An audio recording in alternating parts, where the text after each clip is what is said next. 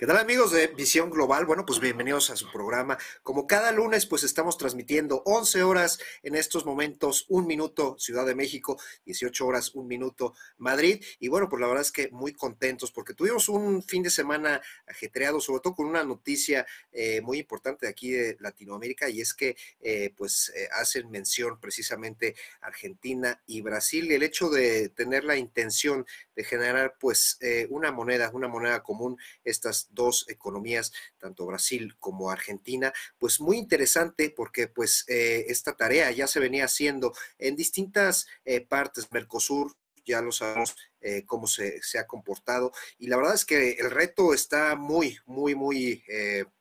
pues digamos que la vara está muy alta, porque para tener moneda, y ustedes bien lo saben, mis queridos amigos allá en España que vivieron esta transición de la peseta al euro y toda esta integración de la Unión Europea, bueno, pues es una tarea muy grande que hace muchísima disciplina. Vamos a ver qué tal evoluciona esta tarea. Debemos de considerar que tenemos detrás pues la parte de los bancos centrales de integrar una moneda digital, y bueno, sin embargo, les deseamos la mejor de las suertes.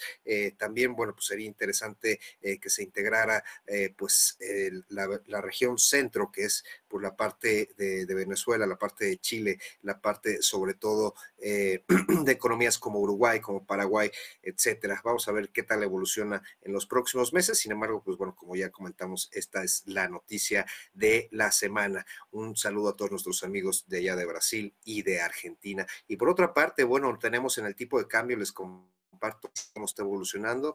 Tenemos ligeras apreciaciones. Recordemos que hemos estado pues en los niveles superiores a los 18 pesos con 70 centavos, 75 centavos. El día de hoy el peso mexicano frente al dólar está teniendo ligera apreciación, 18 pesos con 82 centavos. Lo compartimos rapidísimo aquí en la pantalla. Y bueno, también vamos a considerar estamos en terrenos positivos en la parte de los mercados de valores, del índice de precios y cotizaciones. En estos momentos estamos llegando a las 54,735 unidades, lo que corresponde un 1,46%, sobre todo considerando el día viernes. Esto es importante porque, pues bueno, hemos estado recuperando ahí terreno. Recordemos que el mayor pico que tuvimos aquí en el mercado de valores mexicano fue en el mes de abril, ese mes de abril que tuvimos los máximos históricos en el índice de precios y cotizaciones. Y bueno, ¿quiénes son las empresas que están teniendo mayor dinamismo dentro del índice de precios y cotizaciones? Y la estamos viendo en este momento con Grupo Carso que ya hemos platicado, este conglomerado precisamente de la parte de la construcción, sobre todo liderado por el ingeniero Carlos Slim, 3,99% en este momento, siendo desbancado el primer lugar por KOF, esta embotelladora la más grande a nivel Latinoamérica, 4,91%. Grupo Bimbo, por otro lado, tenemos 3,95%. Parte del consumo, Sites A1, que también depende precisamente de la parte de comunicación, todo lo que son las antenas, 3,52 a la alza. Finalmente, Grupo Financiera Inbursa, 3,36 a la alza. Bueno, pues el ingeniero Carlos Slim teniendo aquí muy presentes la parte de Carso, Sites y Grupo Financiero Inbursa en nuestras principales subidas dentro del índice de precios y cotizaciones. Las principales bajas las tenemos con Megacable, 1,11 a la baja. Grupo México, que ya habíamos platicado que el Grupo México, pues esta intención sobre todo de adquirir la parte retail de Citibanamex, con 0,76 a la baja. Liverpool, la parte de consumo, 0,75 a la baja. Y finalmente la industria minera, Industrias Peñoles, enfocada precisamente en Zacatecas, 0,53 a la baja. Y bueno, pues así las cosas en los mercados de valores aquí en México y las noticias a nivel Latinoamérica. Y la verdad es que tengo muchas ganas de presentar a nuestro invitado, que por cierto es un gran amigo, y vamos a platicar en un momentito con mi querido Gabriel España. Gabriel España, él es el director fundador de Iscali Capital. Bienvenido, mi querido Gabriel, aquí tu programa Visión Global. ¿Cómo estás, Ricardo? A ti y a todo el auditorio, muchas gracias por la oportunidad. Gabriel, pues vamos a iniciar porque tenemos muchísimas noticias y sobre todo quisiera preguntarte algo que vas a estar muy presente, sobre todo con el Instituto Mexicano de Finanzas. La semana pasada se dio a conocer estos impuestos que se iba a tener a la parte del maíz, a las exportaciones del maíz, 50%, y algo muy estratégico precisamente en México que hemos visto que es muy necesario, pues es la recaudación fiscal. ¿Cómo vamos en los temas fiscales aquí en México? Mira, yo creo que le das el respecto, particularmente respecto del tema del maíz amarillo, me parece que todavía no entiendo mucho el racional que hay detrás de esa imposición, porque al final de cuentas es muy poco lo que exporta México de maíz. O sea, México es deficitario en maíz, entonces el tener ese arancel, no sé cuánto, había calculado algo así menos del 2% del consumo de la producción nacional es exportada, porque el consumo es altísimo. Entonces, desconozco cuál sea la motivación. Entiendo que el interés del gobierno es que la producción se quede en el país para que bajen los precios y evidentemente para quienes conocen de gastronomía mexicana, pues seguramente sabrán que el consumo del maíz y las tortillas pues es parte de la dieta de la mayor parte de la población. Entonces, poder atender la inflación, que sigue siendo un reto a nivel global, para no solo México, sino para la mayor parte de las economías, por las diferentes razones que seguramente ya has mencionado en otros espacios, tanto de la disrupción de cadenas como la guerra en Ucrania, y todo el tema, todo el exceso de liquidez, ha afectado la inflación en alimentos, y lo que pretenden es de alguna manera pues bajar el precio del maíz de manera local. Pero creo yo que no va a generar ese arancel a la exportación, no lo veo que vaya, porque la exportación es muy, muy pequeña, el consumo local es altísimo y de hecho en muchas ocasiones tiene que importarse maíz. Pero pues bueno, está ahí. Por otro lado, respecto de tu cuestionamiento, respecto a la recaudación, pues vemos cómo este gobierno ha estado incrementando de manera importante la recaudación de impuestos. Ha habido distinto quizá a lo que habíamos visto en otros periodos de gobierno. Hemos visto una gran actividad, hay un interés muy grande por parte del gobierno de incrementar la recaudación, lo cual es muy, muy, muy, muy bueno. Siempre y cuando no se afecten los derechos de los pagadores de impuestos, ¿no? Hemos estado leyendo casos de empresas donde se les trata de una manera amenazante. El caso de que en caso de que no quieran pagar sus impuestos, ¿no? Que puedan tener consecuencias penales o legales los dueños de las empresas o los funcionarios de esas empresas si no cumplen con sus obligaciones fiscales. Y eso pues es una especie como se ha llamado en otros sexenios, se ha llamado como terrorismo fiscal. Y pues bueno, bajo esos principios, pues muchas veces estas empresas son presionadas a que paguen en sus impuestos a sabiendas de que pudieran tener consecuencias personales sobre funcionarios de estas empresas o los dueños de las empresas mismas, ¿no? Entonces, es importante el pago de los impuestos, pero siempre y cuando se respeten los derechos de todos los contribuyentes, ¿no?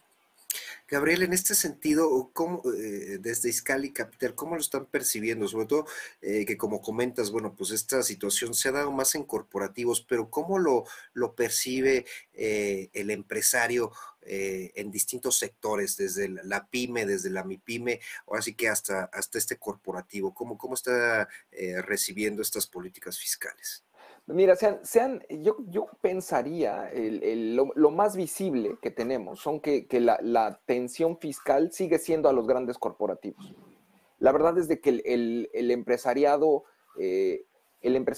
mediano y pequeño, desgraciadamente, y no es algo para enorgullecerse, está siendo olvidado en muchos aspectos, ¿no? Hay muchas personas que incluso se ponen fechas específicas para el registro de ciertos trámites o para la obtención de ciertas cédulas que les permitan facilitar sus pagos de impuestos, y hay un cuello de botella porque no hay infraestructura física para poder atender esas demandas. Entonces, conocemos de muchos empresarios medianos y pequeños que quieren hacer su pago de impuestos y no pueden. Y no pueden porque la cédula no la tienen, porque los procedimientos burocráticos se están extendiendo, porque han estrangulado a este tipo de instituciones. Se ha perdido mucha de la capacidad humana y capacidad técnica que tenían estas instituciones desde el inicio de este régimen, que ha tratado de ir a través de esos modelos de austeridad y recortando capacidades. Entonces, es mucho más fácil para ellos, desde el órgano recaudador, atender a los corporativos más grandes y a través de esos corporativos más grandes tratar de recaudar la mayor posible, cuando el nivel de informalidad que existe en el resto del mercado sigue siendo altísimo. Creo que hay una parte importante de cultura empresarial, cultura de negocios y responsabilidad cívica que tiene que fomentarse para que todas estas instituciones que forman parte de la ilegalidad se conviertan a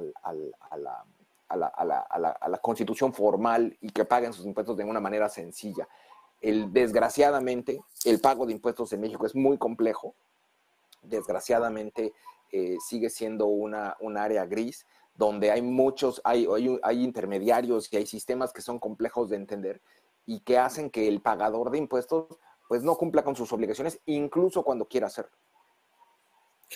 Gabriel, las condiciones económicas actuales están como para pues abrazar a estas políticas fiscales.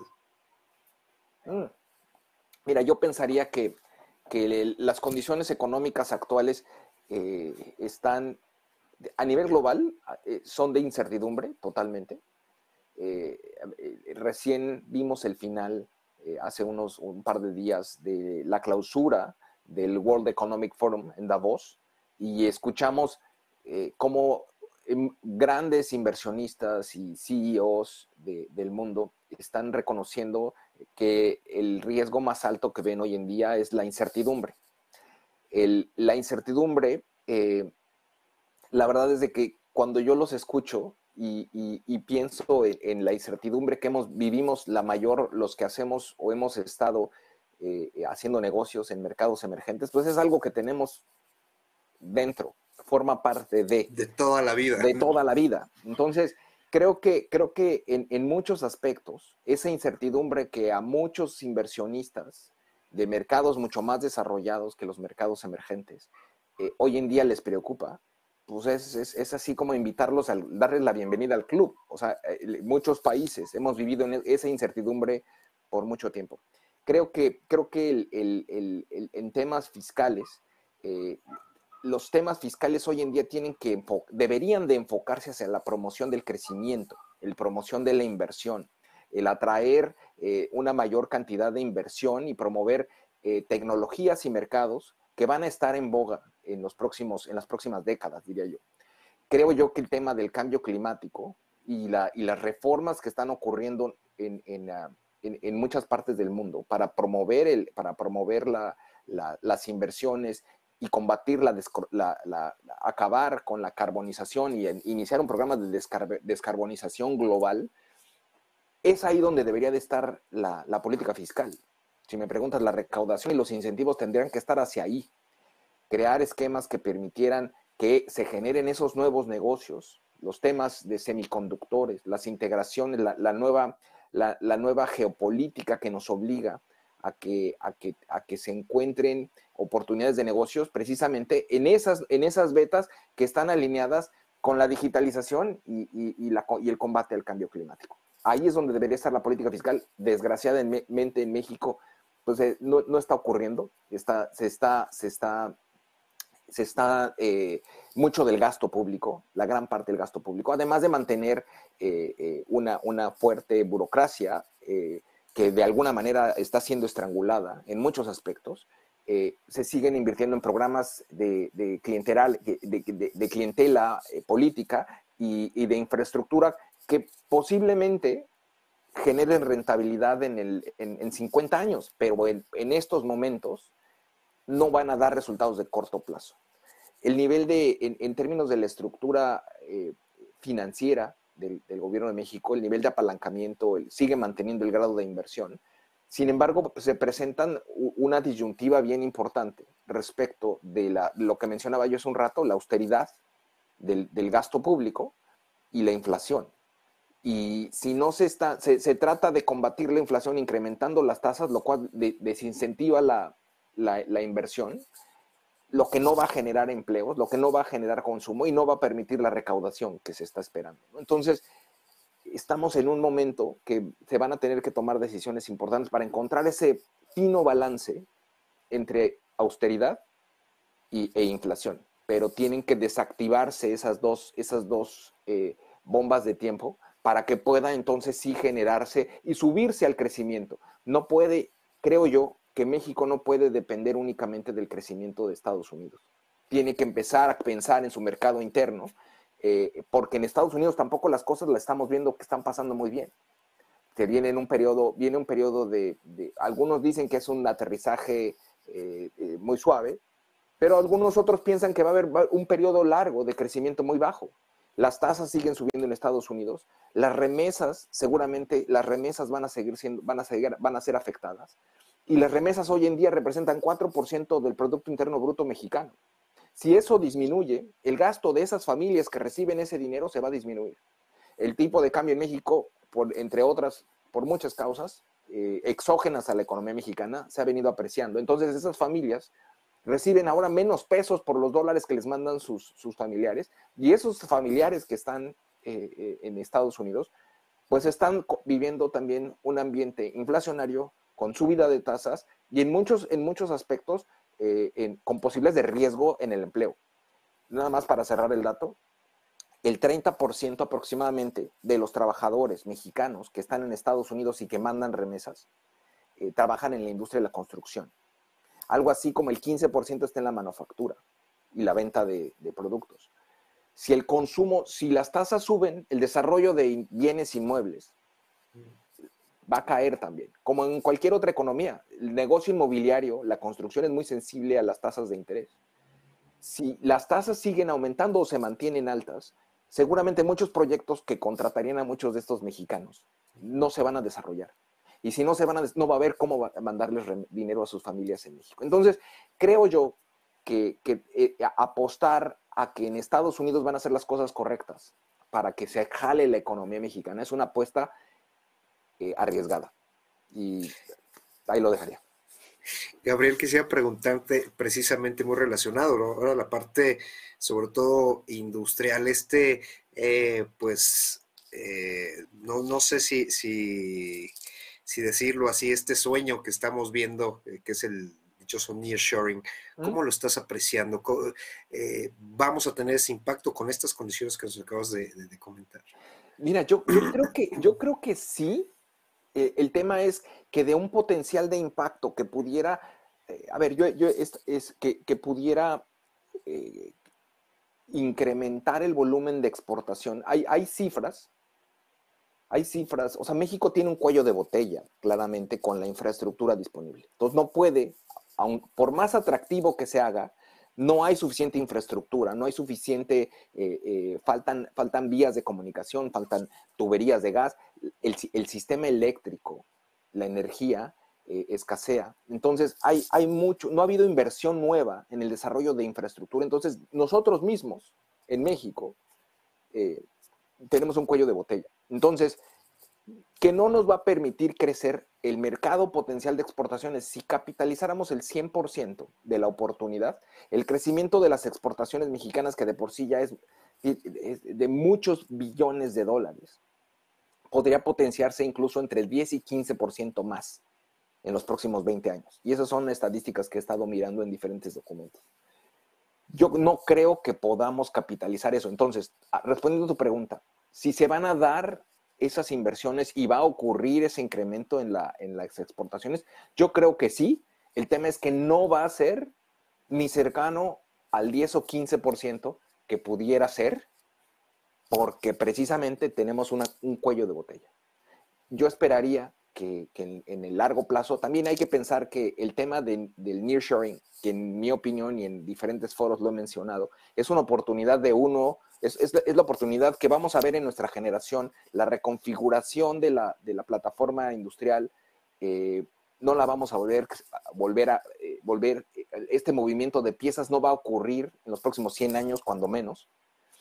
Es un juego de cuando menos los próximos 50. Entonces, no vamos a ver ese crecimiento potencial que pudiera realizarse en el largo plazo. Ojalá sí, ojalá en los próximos periodos, ojalá hubiera una intención real de los gobiernos, tanto estatales como federales, de los próximos, para promover estas nuevas plataformas. Creo yo que esa es la salida.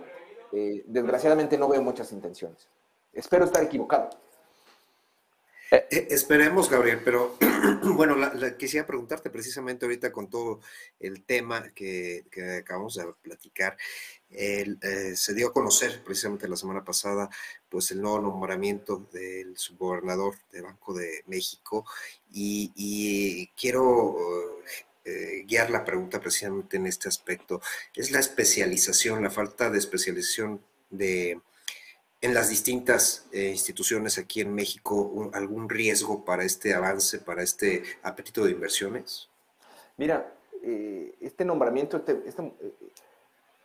yo personalmente no lo conozco, pero sí creo que hay gente incluso dentro del mismo banco que tiene unas credenciales espectaculares, que podría haber ocupado ese puesto, que tiene mucho más experiencia. Leía por ahí que no tiene ni siquiera los 5 años que pide la estructura de gobernanza del Banco de México, que requiere para un puesto de subgobernador.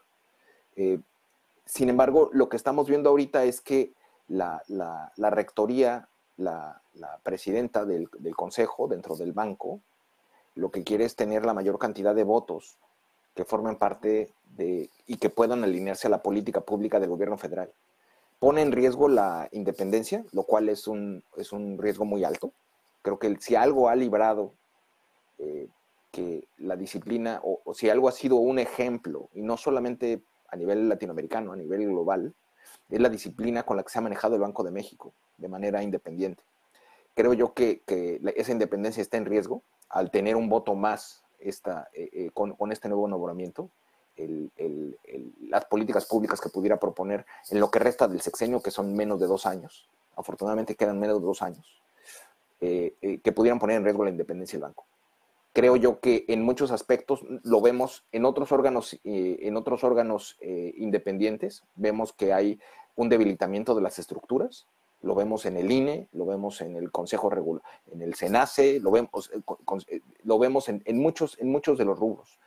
La misma, donde al final de cuentas lo que se pretende es quizá debilitar la estructura para poder tener desde el poder un mayor margen de influencia, de maniobra, lo cual es un riesgo, porque si algo tenemos que reconocer es que la república, el modelo republicano mexicano, empezaba a crecer a través de esos pesos y contrapesos que balanceaban o que balancean, que encuentran equilibrio en esas estructuras de poder. Creo yo que romper esos equilibrios corres el riesgo de lo que en otros países ha ocurrido, con modelos de centralización de poder absoluta dentro de un régimen de una sola persona o de un solo hombre, ¿no? O mujer. Gabriel, finalmente se nos termina el tiempo y quisiera preguntarte las perspectivas Rangel, para Scali Capital, para Rangel, este 2023, sectores, ¿cómo lo están viendo? Gabriel, sí, Gabriel, Rangel, me vais a disculpar la interrupción, además que está siendo interesantísimo y es verdad esa última apreciación sobre la independencia de los bancos centrales. Bueno, México lo necesita también, como tantos y tantos países, y sobre todo para intentar avanzar, es verdad. Y me perdonáis la apreciación, que los dedazos siempre son negativos y estaría mucho mejor mirar ciertos currículums. Me disculpáis la interrupción, nos vamos a ir hasta Bruselas, nos vamos a ir a la Comisión Europea, donde Josep Borrell, el alto comisionado de Asuntos Exteriores de la propia Comisión Europea, está analizando esas últimas reuniones, en concreto la que tuvo lugar en la base aérea de Ramstein.